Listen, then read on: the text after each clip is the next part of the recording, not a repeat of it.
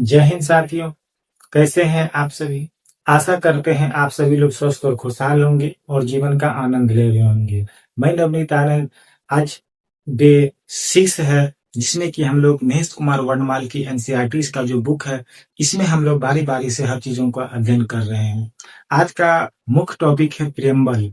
Preamble है और इसी के बारे में हम लोग सब चर्चा करेंगे और आगे भी हम क्या कहता है संघ एवं राज्य क्षेत्र के बारे में चर्चा करेंगे। आइए अब हम देखते हैं जो कि प्रियम्बल से संबंधित जो भी एग्जाम में क्वेश्चन पूछे जाते हैं, वो सभी सारे क्वेश्चन को हम लोग कवर करने की कोशिश करते हैं। आइए अब हम चलते हैं। सबसे पहले हम बात करते हैं, आज ये डे 6 है, इसमें हम लोग उद्देशिका को समझने की कोशिश कर रहे हैं। सबसे पहले हम बात करते हैं कि संविधान सभा में पहला क्वेश्चन है कि संविधान सभा में उद्देश्य प्रस्ताव कब पारित किया गया था। हमारा जो संविधान जो था उसमें उद्देश्य प्रस्ताव उद्देशिका प्रस्ताव को कब पारित किया गया था, तो ये पारित किया गया था 13 दिसंबर 1946 ईस्वी को। कब किया गया था? 13 दिसंबर 1946 ईस्वी को उद्देशिका प्रस्ताव पारित किया था। तो हम नेक्स्ट क्वेश्चन को समझने की कोशिश करते हैं। दूसरा क्वेश्चन है कि भारतीय संविधान का कौन सा भाग भारत को एक धर्मनिरपेक्ष राज्य के रूप में वर्णित करता है, तो वो है हमारा प्रियम्बल प्रस्तावना। प्रस्तावना ही जो है वो ही भारत को एक धर्मनिरपेक्ष राज्य के रूप में वर्णित करता है। तीसरा क्वेश्चन हम लोग समझते हैं। तीसरा क्वेश्चन है कि किस वाद में यह कहा गया था कि अनुच्छेद 368 के अंतर्गत संविधान की प्रस्तावना में भी संशोधन किया जा सकता है, परंतु यह मूल ढांचे का उल्लंघन नहीं करता हो। तो ये कहा गया था केशवानंद भारती जो है वाद 1973। केशवानंद भारती जो केस था, विवाद था जो 1973 का, तो उसमें ये कहा गया था कि संविधान के प्रस्तावना में संशोधन किया जा सकता है, लेकिन उसके मूल ढांचे में परिवर्तन नहीं किया जा सकता। इसका बिना उल्लंघन करने वाला वो नहीं होना चाहिए। ठीक है, अब हम चौथा क्वेश्चन को समझने की कोशिश कर रहे हैं कि उद्देशिका प्रस्ताव जो था उसमें जो थे के.एम. मुंशी, उन्होंने इसको कहा था राजनीतिक जन्मपत्री, तथा एक और था ठाकुरदास भार्गव ने संविधान की उसको आत्मा तथा N.A. पालकीवाला ने संविधान का परिचय पत्र कहा। 3 आदमी का मुख्य रूप से जिक्र है, जिसमें कि सबसे पहला है के.एम. मुंशी, जिन्होंने उसको जन्मपत्री कहा, और दूसरा है क्या कहता ठाकुरदास भार्गव, जिसने संविधान की आत्मा कहा, और तीसरा है इसमें N.A. पालकीवाला, जिन्होंने संविधान का उसको परिचय पत्र कहा। ये 3 आदमी। पांचवा क्वेश्चन हम लोग समझने की कोशिश करते हैं कि अनुच्छेद 32, ये जो है हमारा आर्टिकल 32, ये संवैधानिक उपचारों का अधिकार है। इसी को डॉक्टर भीमराव अम्बेडकर ने हृदय एवं उसको आत्मा कहा था। अनुच्छेद 32 जो कि हमारा संवैधानिक उपचारों का अधिकार है, इसी को कहा गया था डॉक्टर भीमराव अम्बेडकर ने संविधान का हृदय एवं आत्मा। अब हम बात करते हैं 6 नंबर क्वेश्चन को समझने की कोशिश करते हैं कि भारत एक गणतंत्र है और इसका अर्थ क्या है। इसका अर्थ है कि भारत में वंशानुगत शासन नहीं है। वंशानुगत शासन का मतलब है कि पीढ़ी दर जो पीढ़ी चला आ रहा है, तो वो चीज प्रावधान यहाँ पर नहीं है। तो भारत एक गणतंत्रात्मक है, इसका अर्थ है कि भारत में वंशानुगत शासन नहीं है। कोई भी आदमी क्या कहता है, ये इलेक्शन लड़ सकता है, जिसका उम्र क्या कहता है पूरा हो, 18 से ऊपर होना चाहिए, जो भी उसका क्राइटेरिया हो। हम अगला क्वेश्चन देखते हैं 7वां नंबर पर कि भारत के संदर्भ में धर्मनिरपेक्ष शब्द का सही भाव क्या है। धर्मनिरपेक्ष के संबंध में भारत के संदर्भ में धर्मनिरपेक्ष शब्द का सही भाव क्या है, तो वो है कि भारत में राज्य का कोई धर्म नहीं होता है। भारत में राज्य का कोई धर्म नहीं होता है। ठीक है, अगला नंबर में हम देखते हैं 8 नंबर में समझने की कोशिश करते हैं कि उद्देशिका में सम्मिलित जो है वो सामाजिक, आर्थिक और राजनीतिक न्याय के तत्व किससे संबंधित है। हमारा जो प्रस्तावना है इसमें 3 चीज बहुत ही इंपॉर्टेंट है, जिसमें कि एक है सामाजिक, दूसरा है आर्थिक और तीसरा है राजनीतिक न्याय। ये जो है ये तीनों चीज ये किससे संबंधित था, तो 1917 ईस्वी में जो रूस की क्रांति हुई थी इससे क्या कहता है वो संबंधित है। हाँ, जिसमें कि वो लेनिन आता है, लेनिन का वर्णन है रूसी क्रांति में, लेनिन का रूस के नवनिर्माण में लेनिन का बहुत बड़ा योगदान था। क्वेश्चन को देखते हैं कि उच्चतम न्यायालय के किस वाद में यह धारणा प्रस्तुत की कि उद्देशिका संविधान का अभिन्न अंग है। उच्चतम न्यायालय के किस वाद में यह धारणा प्रस्तुत की कि उद्देशिका संविधान का अभिन्न अंग है, तो ये एक वाद था जिसका नाम है SR बोमई बनाम यूनियन ऑफ इंडिया। यही इसी वाद में किया गया था। अगला हम 10 नंबर का क्वेश्चन को हम लोग समझने की कोशिश करते हैं कि सभी व्यक्ति पूर्णतः और समान रूप से मानव है। सभी व्यक्ति पूर्ण रूप से मानव है। सभी व्यक्ति पूर्ण रूप से समान और मानव है। यह सिद्धांत जाना जाता है। यह सिद्धांत क्या चीज के लिए जाना जाता है? सार्वभौमिकता। इस क्वेश्चन को हम लोग फिर से समझने की कोशिश कर रहे हैं कि सभी व्यक्ति पूर्णतः और समान रूप से मानव है। यह सिद्धांत जाना जाता है सार्वभौमिकता का। अगला नंबर में हम 11 नंबर में बात करते हैं कि भारत में लौकिक सार्वभौमिकता है, क्योंकि संविधान की प्रस्तावना आरंभ होती है हम भारत के लोग, इन शब्दों से आरंभ होता है हमारा प्रस्तावना। 12 नंबर में हम लोग समझने की कोशिश करते हैं कि लोक कल्याण शब्द भारत की संविधान की उद्देशिका में नहीं बल्कि कहां पर है? राज्य के नीति निर्देशक तत्वों का भाग है। ये जो है लोक कल्याण शब्द जो है ये भारत के संविधान की उद्देशिका में नहीं है बल्कि राज्य के नीति निर्देशक तत्व का भाग है। ठीक है, अगला हम लोग समझते हैं 13 नंबर में कि किस संशोधन के द्वारा भारतीय संविधान की उद्देशिका में संशोधन किया गया। किस संशोधन के द्वारा भारतीय संविधान की उद्देशिका में संशोधन किया गया? तो ये था 42वां संशोधन के द्वारा उद्देशिका जो प्रस्ताव है उसमें संशोधन किया गया। अगला हम लोग समझने की कोशिश करते हैं 14 नंबर का कि राज्य का सबसे महत्वपूर्ण तत्व क्या है।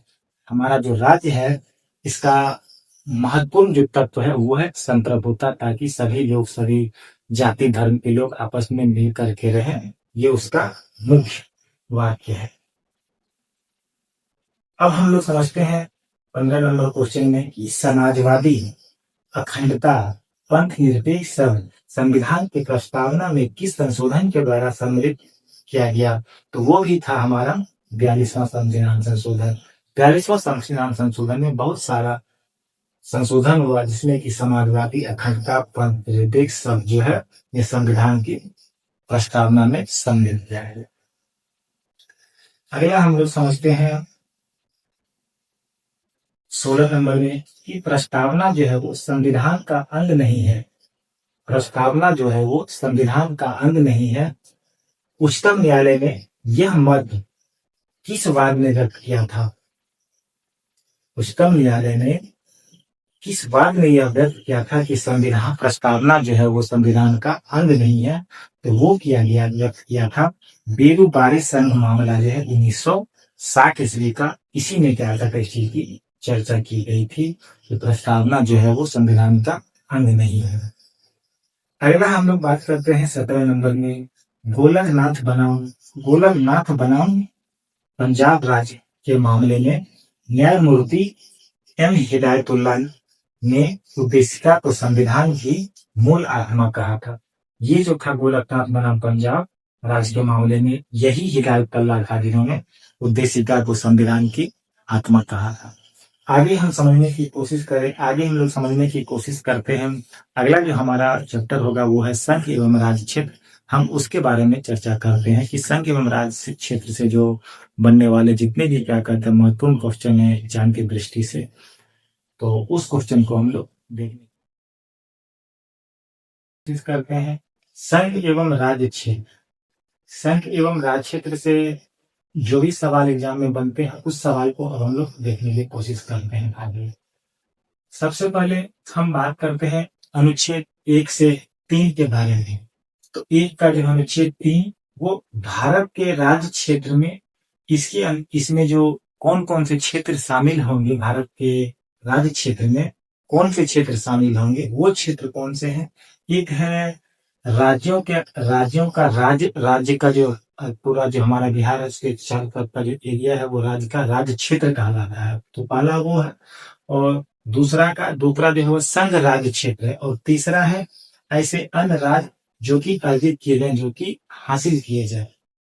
ठीक है, अगला हम दूसरा नंबर में हम देखने की कोशिश करते हैं कि भारतीय संघ के अंतर्गत किसी राज्य को सम्मिलित करने का अधिकार किसे प्राप्त है।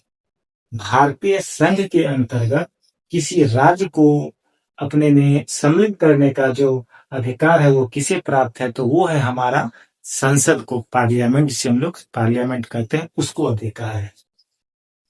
तीसरा नंबर में हम समझने की कोशिश करते हैं कि भारत में कितने राज्य एवं संघीय प्रदेश हैं।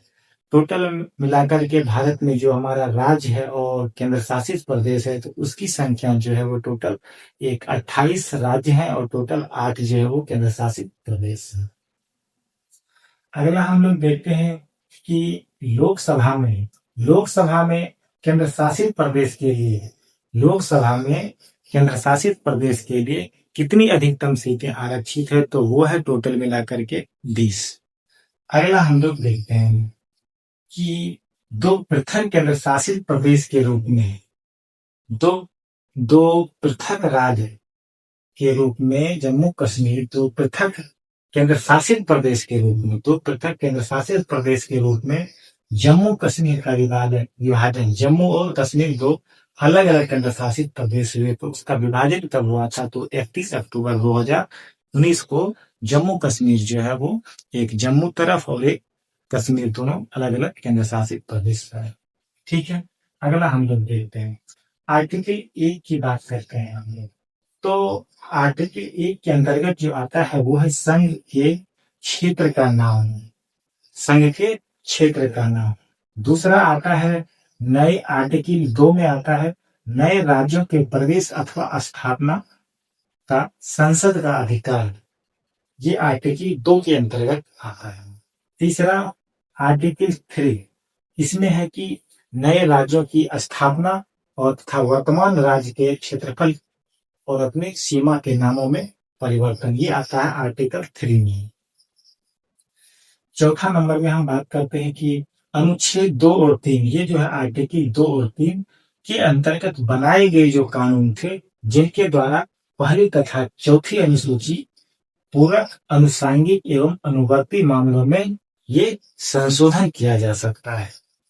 अगला हम लोग देखते हैं 7वां नंबर में है कि नए राज्य के जो भी नया राज्य बनेगा तो उसके गठन करने की जो शक्ति है वो किसके पास है, तो वो है सांसद के पास। जब भी कोई नया राज्य के गठन होगा तो इसका जो अधिकार होता है वो हमारा संसद के पास होता है। ठीक है, अगला देखते हैं राज्यों के पुनर्गठन से संबंधित एक आयोग था फजल अली आयोग, तो इसकी स्थापना दिसंबर 1953 ईस्वी में हुई थी। ठीक है, 1 नवंबर 1956 को ये लागू हो गया था, तो जिसमें कि राज्य पुनर्गठन आयोग ने 1 नवंबर 2056 को जो है वो 14 राज्य और 6 संघ राज्य बनाए थे। ठीक है, अगला हम लोग देखते हैं कि सिक्किम, ये बहुत सारे एग्जाम में अभी तक पूछे जा चुके हैं कि सिक्किम को जो है वो एक राज्य बनाया गया था, एक राज्य का दर्जा मिला था, तो किस संशोधन के तहत मिला था, तो वो मिला था 36वां संविधान संशोधन 1975 के तहत सिक्किम को विशेष राज्य का दर्जा मिला था। अगला हम लोग देखते हैं कि भारत में केंद्र शासित प्रदेशों का प्रशासन किसके द्वारा दिया जाता है। भारत में केंद्र शासित प्रदेश जो है तो इसका शासन किसके द्वारा दिया जाता है, तो ये हमारे राष्ट्रपति के द्वारा, प्रेसिडेंट के द्वारा दिया जाता है। ठीक है। अगला हम लोग देखते हैं कि दो तीन रियासत है जिसमें कि एक आता है हमारा जूनागढ़ रियासत। यहाँ पर क्या जो इसको जो मिलाया गया था भारत में, तो ये जनमत संग्रह आधार पर थी, वोटिंग के आधार पर मिलाया गया था। जनमत संग्रह के आधार पर जूनागढ़ को मिलाया गया था। और हैदराबाद जो रियासत था, हैदराबाद जिसे कि हम लोग आंध्र प्रदेश की राजधानी है और हैदराबाद को हम लोग निजामों का शहर भी बोलते हैं, तो इसको जो मिलाया गया था वो सैन्य कार्रवाई के द्वारा मिलाया गया था। और तीसरा नंबर पर आता है जम्मू कश्मीर रियासत के जो शासक थे वो पाकिस्तानी सेना और वहाँ के जो कबीले थे उनके आक्रमणों से सुरक्षा के लिए वो भारत में हस्ताक्षर पत्र पर साइन करके वो आकर के भारत में सम्मिलित हो गए। तो मुख्य रूप से हम लोगों ने इसमें तीन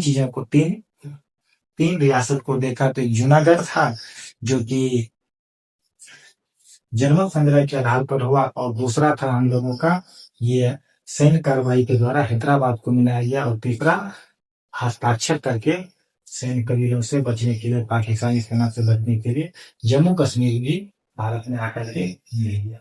ठीक है।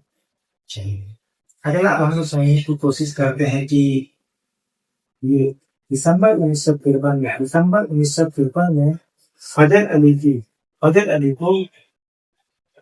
अली की अध्यक्षता में कश्मीर को भारत में शामिल किया गया। नहीं, ये तो अगला है, कश्मीर को शामिल किया गया, ये ऊपर वाला। ठीक है। अगला देखते हैं कि दिसंबर 1953 में फजल अली की अध्यक्षता में राज्य पुनर्गठन की स्थापना हुई। बहुत बार ये क्वेश्चन आया हमारे एग्जाम में आया है कि राज्य पुनर्गठन आयोग का स्थापना किसकी अध्यक्षता में हुआ था, तो ये हुआ था फजल अली आयोग की अध्यक्षता में 1953 ईस्वी में। ठीक है, दिसंबर 1953। तो यहाँ तक देखें और इधर देख लेते हैं हम लोग के विशेष राज्य का जो इस समय का दर्जा था, तो यह कौन कौन से राज्य थे जिनको विशेष राज्य का दर्जा मिला था और किस वर्ष मिला था। ये भी बहुत इंपॉर्टेंट है जो कि हमारे एग्जाम में बार बार ये सवाल पूछे जाते हैं। सबसे पहले हम लोग देखते हैं असम, जिसकी राजधानी दिसपुर है, तो इसको 1969 ईस्वी में विशेष राज्य का दर्जा मिला था। अगला है हिमाचल प्रदेश, जिसकी राजधानी शिमला है, इसको 1971 ईस्वी में विशेष राज्य का दर्जा दिया गया था। उसके बाद आता है हमारा मेघालय, जिसे मेघों का शहर कहा जाता है, इसको 1972 ईस्वी में विशेष राज्य का दर्जा मिला। उसके बाद आता है सिक्किम जो कि 36वां संविधान संशोधन 1975 के तहत जो है इसको विशेष राज्य का दर्जा मिला था 1975 और 76 के बीच में। अगला पड़ता है अरुणाचल प्रदेश, जिसको 1986 और 87 के अप्रोक्सीमेट उसको विशेष राज्य का दर्जा मिला था। अगला आता है नागालैंड, जिसकी राजधानी कोहिमा है, इसको 1969 ईस्वी में विशेष राज्य का दर्जा मिला था। उसके बाद आगे है मणिपुर, जिसको 1972 ईस्वी में विशेष राज्य का दर्जा मिला। और त्रिपुरा, जिसकी राजधानी अगरतला है, इसको 1972 में मिला। और नेक्स्ट है मिजोरम, जिसको 1986-87 में विशेष राज्य का दर्जा मिला। हमारे भारत में का अगर हम सबसे बड़ा जिला की बात करते हैं जो कि 45,625 वर्ग किलोमीटर में फैला हुआ, तो वो है गुजरात का कच्छ जिला। और सबसे अगर छोटे जिले की हम लोग बात करते हैं तो माहे है, जो कि पुडुचेरी का स्थित है माहे, तो जो कि 9 वर्ग किलोमीटर में फैला है। तो ये जो हमारा सबसे छोटा जिला कहलाता है। ठीक है। तो आज हम लोग देखे संघ एवं राज्य क्षेत्र को देखे और प्रेम्बल का भी क्वेश्चन को हम लोग देखे कि जो कि आने वाले जो भी कैरेक्टर वनडे एग्जामिनेशन होते हैं, जिसमें कि डेली क्वेश्चन बहुत ही इंपॉर्टेंट होते हैं, वन लाइनर होते हैं, क्योंकि सारे एग्जाम में इसी से क्वेश्चन पूछे जाते हैं। तो आशा करते हैं कि आप लोगों को ये वीडियो जो एनसीईआरटी महेश कुमार वर्धमान की आप लोगों को अच्छी लगी होगी।